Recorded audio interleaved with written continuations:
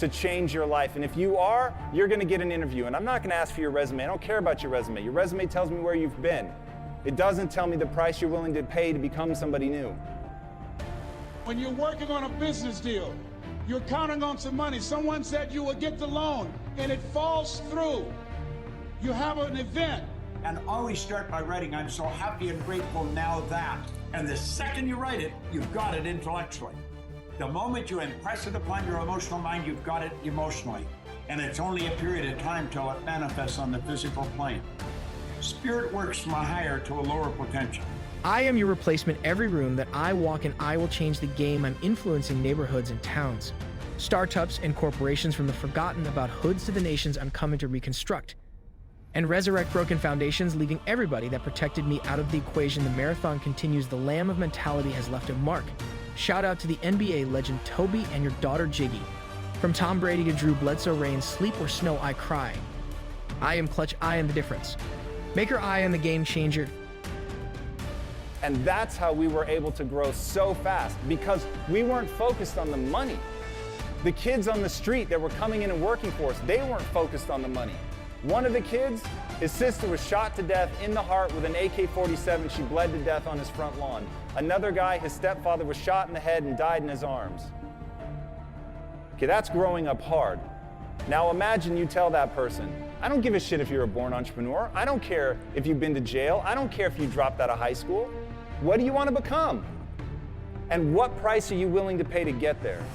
You give that person hope that their life up to that point isn't a death sentence, that they can become anyone they want to become. And the people that you thought would be there and support you, they don't come through. Or someone turns against you, or you get ripped off. It's going to happen to you. Happened to me. Someone stole all my products. My database, over 180,000 names and addresses. It's not personal. It's going to happen to everybody. It does. 8 out of 10 millionaires have been financially bankrupt. Walt Disney had 7. He filed bankruptcy 7 times and had 2 nervous breakdowns. It's called life. But I got a saying, when life knocks you down, try and land on your back, because if you can look up, you can get up. You've got the power in you to do that. You've got something special. You've got comeback power. And everything changes. You think those guys were leaving at 2 a.m. on a Friday when we had a deadline to hit? Hell no. One kid came up to me and said, you believe in my success more than my own mother. That person will die for you. And when all you're asking them to do is make a protein bar, you're doing all right. And so we were able to move so fast. And in moving that fast, in growing our revenues as much as we did, because we were thinking about the customer, make sure the product was amazing, that it delivered results. We got to number 2 on the Inc. 5000. You can't imagine how perfect that number is for me. Just enough to be amazing and just far enough from first to piss me off. To put that chip on my shoulder, to make me want to keep going and keep grinding. All right, we're valued at over $1 billion.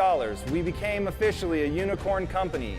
Startup, no investment capital from the outside. Our first 8 months, I don't think we spent more than $10,000. And we made a valuation of over $1 billion. Take ownership for your life. Nobody can live your dream for you but you. Nobody's going to take care of your business like you. Stop coming up with excuses.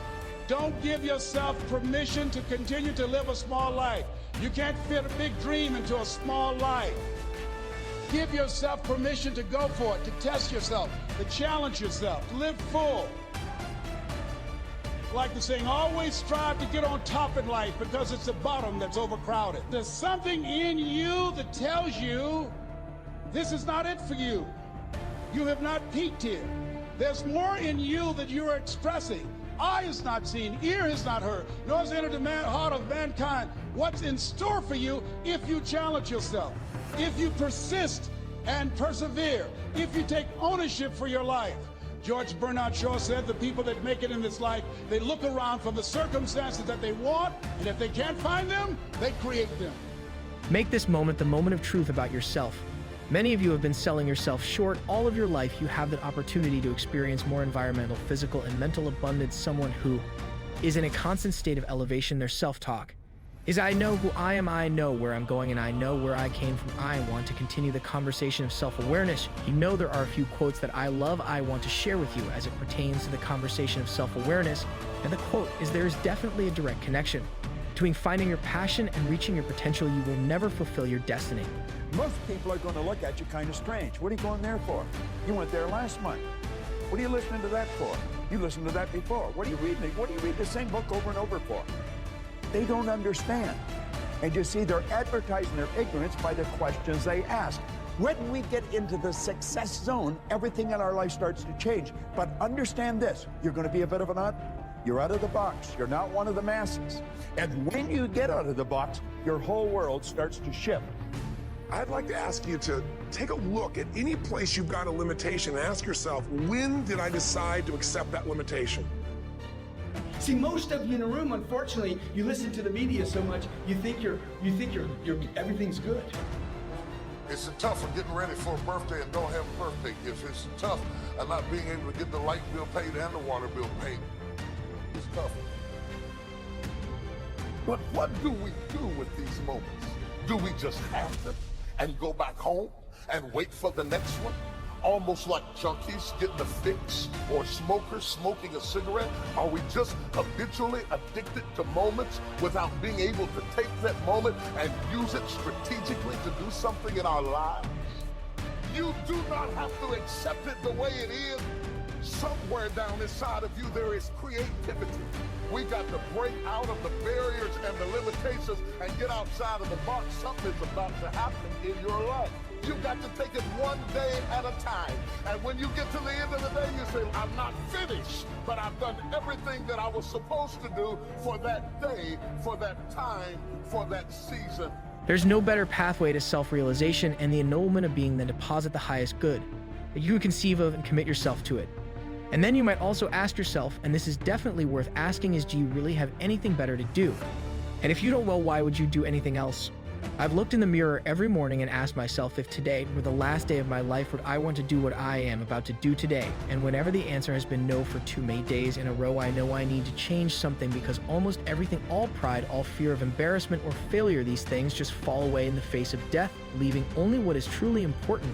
You think you're fine, okay? Because the media has not exposed the reality on the middle class. They talk about poverty and they talk about the rich people, and they never talk about the people in between. The people in between in this country suffer more than the people in poverty. People in poverty are actually taken care of. People in the middle are completely ignored. I'm talking about the people that make 200 grand a year and live up here and still don't have any money left over. They send their kids to school, they got 2 BMWs, they live in a nice house, they have air conditioned water and heat, right? And there's no money. So they send a little bit of money to a Keogh account and they think, okay, we're gonna retire one day. You're gonna be old one day. By the time you get to use that money, you'll be so old, you won't wanna use it.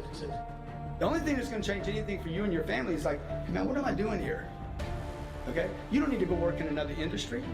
You take the habits you have right now to the restaurant business will fail. Every business is in disruption right now. Everything is changing. You want to go trade Bitcoin? It's going to take a commitment. Remembering that you are going to die is the best way I know to avoid the trap of thinking you have something to lose. Life is not easy. It is not. Don't try to make it that way. Life's not fair. It never was. It isn't now, and it won't ever be. Do not fall into the trap, the entitlement trap of feeling like you're a victim. You are not. Get over it. Get off. And yes, most things are more rewarding when you break a sweat to get them. You've never done something before. You expect yourself to be awesome at it. You haven't done the work. You haven't put in the time. You haven't put in the study hours. You haven't had the experience. But you expect to be good, and because you expect to be good, but you know you're not going to be good, you don't do anything you want to be. Your season is shifting. You will be able to do now in a way that you have never been able to do it before. You haven't sung your best song. You haven't preached your best sermon yet. You haven't thought your greatest thought. You haven't written down your greatest idea. You haven't dreamed your best dream. Maybe you haven't laughed your best laugh. You haven't had your greatest day yet. It's somewhere inside of you.